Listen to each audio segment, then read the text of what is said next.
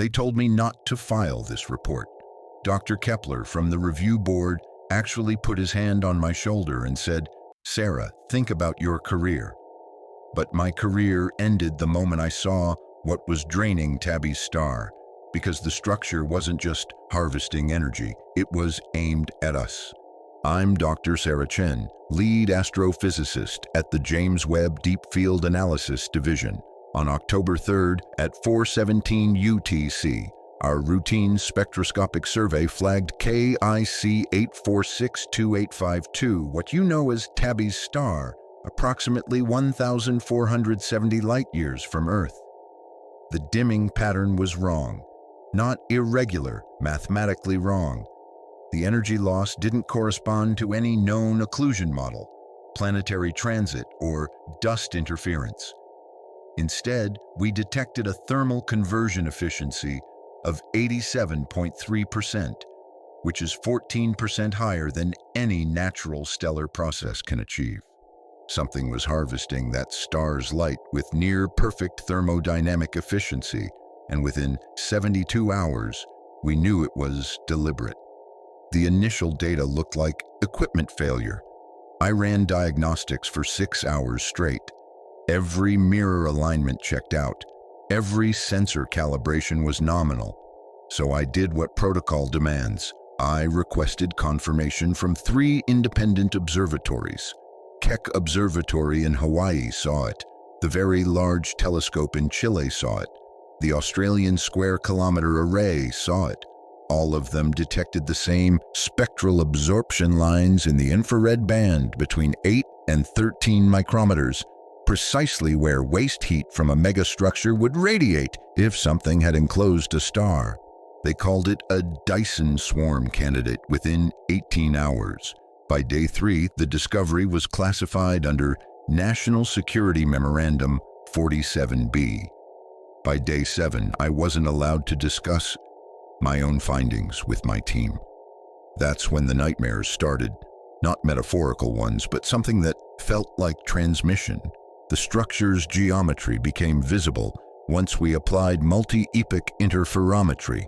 It wasn't a sphere, it was a lattice of orbiting segments, each one measuring approximately 940 kilometers in width, arranged in a helix that wrapped around the star in 7 distinct bands.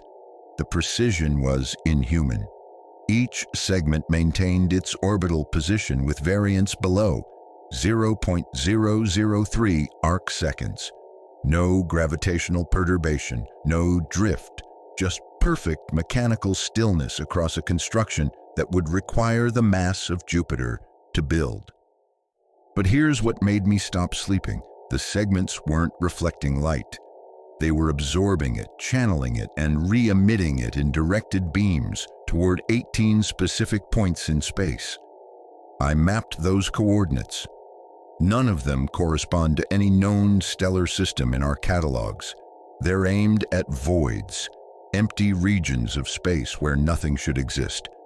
Except our deep infrared scans show faint, rhythmic pulses coming back from those coordinates, like something is answering, like the structure around Tabby's star is part of a network. On October 19th, I detected a phase shift in the structure's energy output. Over a span of 90 minutes, the absorption efficiency increased from 87.3% to 91.8%. Tabby's star dimmed by an additional 4.2%.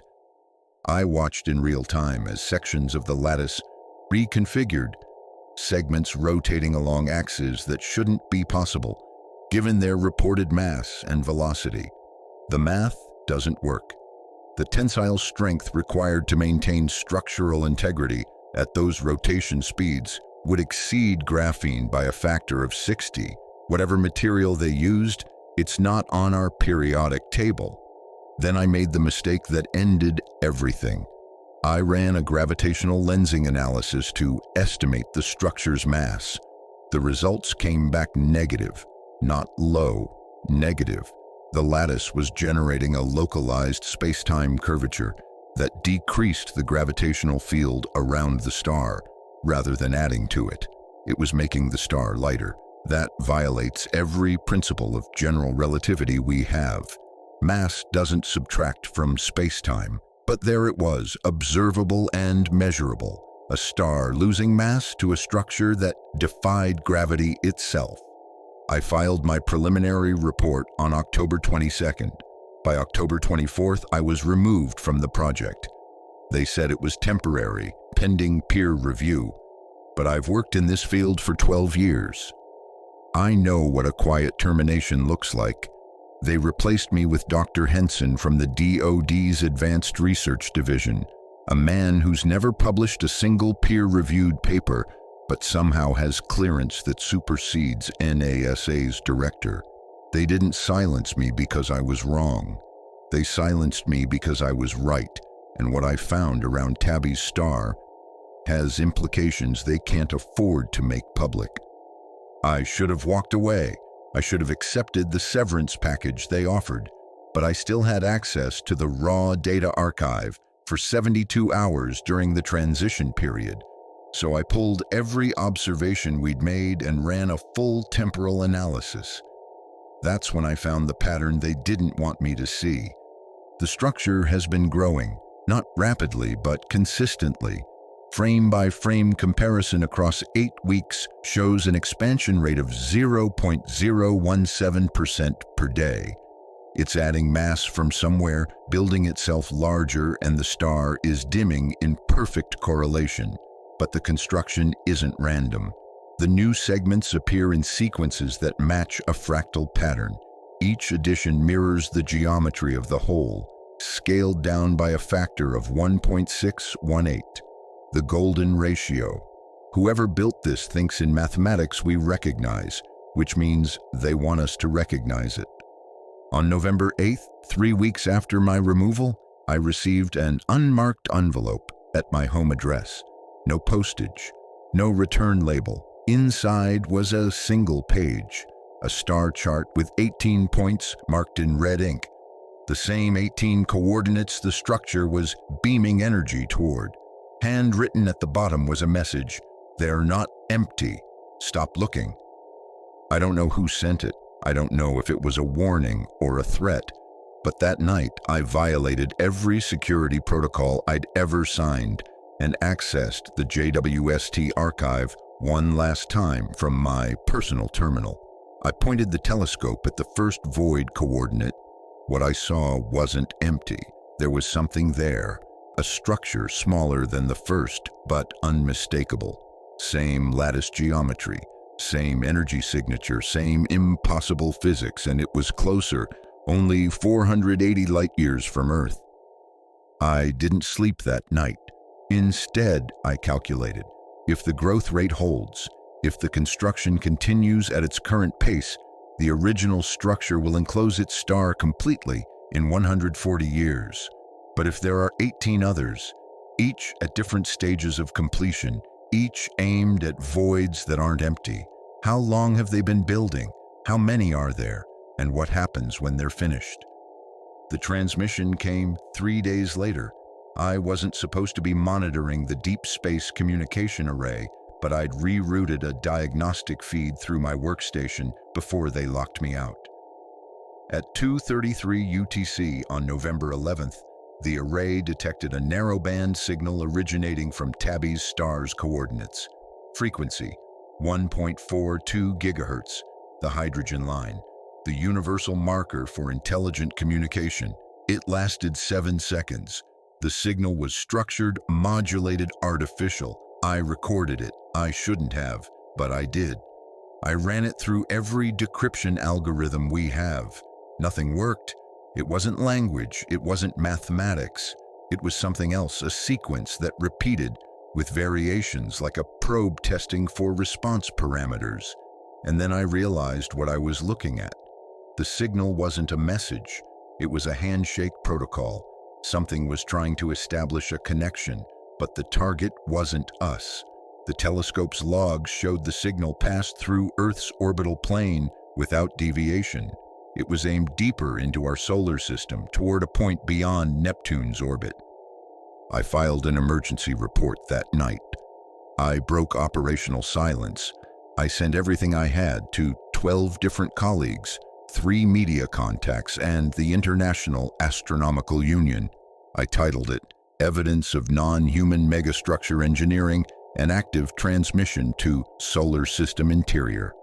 I sent it at 11:47 p.m. and went to bed knowing I'd crossed a line I couldn't uncross. They came for the data at 6 a.m. Federal agents, not NASA security. They confiscated my computers, my external drives, my phone, and every physical document in my home office. They were polite. They had a warrant. They assured me it was routine national security procedure. But when I asked who issued the warrant, the lead agent just smiled and said, "Someone who understands what you found." My emails bounced back as undeliverable. My colleagues stopped answering calls. The media contacts never ran the story. The IAU archived my report without comment. Within 48 hours, it was as if I'd never spoken at all. Except I know what I saw, I know what the data showed, and I know I wasn't the first person to find it, because someone sent me that star chart before I looked. Here's what they don't want you to know. The structure around Tabby's star isn't ancient. Spectroscopic dating of the infrared emissions shows construction materials no older than 600 years. Whoever built this started after the Renaissance. They've been watching us evolve, and now they're building something close enough to matter. The nearest confirmed segment is 480 light-years away, but light lag means we're seeing it as it was 5 centuries ago. If it's been growing at the same rate, if it's following the same pattern, where is it now? I don't have access to the telescopes anymore. I don't have clearance to check. But 3 nights ago, I went outside and looked up at the autumn sky, and I swear I saw something that wasn't there before. A dimming in Cygnus, just a flicker, just a 0.5% drop in brightness that no one else seemed to notice. I checked the stellar catalogs on public databases. No recorded variability for that star, no official observations, nothing. But I know what I saw, and I know the pattern. They're not coming, they're already here, building in the dark between stars, and we've been looking at their construction sites for years without understanding what we were seeing. The Dyson Swarm at KIC 8462852 isn't the anomaly, it's the prototype, it's the proof of concept. And if they're building 18 others, if they're building them closer, if they're aiming energy at coordinates we can't explain, what are they preparing for? I'm recording this testimony because I can't stay silent. I've been removed from my position. My security clearance has been revoked. My professional reputation has been dismantled with surgical precision. But the data exists. The observations are real. And somewhere in a classified server, someone knows exactly what I found around Tabby's star and decided the public doesn't have the right to know that we're not alone, that they're building something vast and patient, and that the signal came from a direction we've never looked. If you're listening to this, if you have access to astronomical databases, point your instruments at Tabby's star, KIC 8462852. Look for the lattice, measure the dimming, calculate the expansion rate. Then ask yourself why no one in an official capacity is talking about the most significant discovery in human history. Ask why the silence is so loud.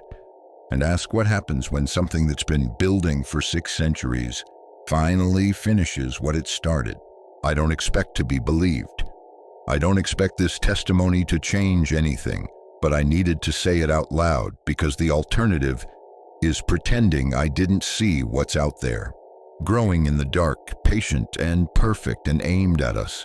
The star is dying by design. The structure is expanding on schedule. And somewhere beyond Neptune, something received a message and didn't respond. It just waited. That's the part that terrifies me most. Not that they're out there, not that they're building, but that they've been waiting for us to notice, and now that we have, the waiting is over.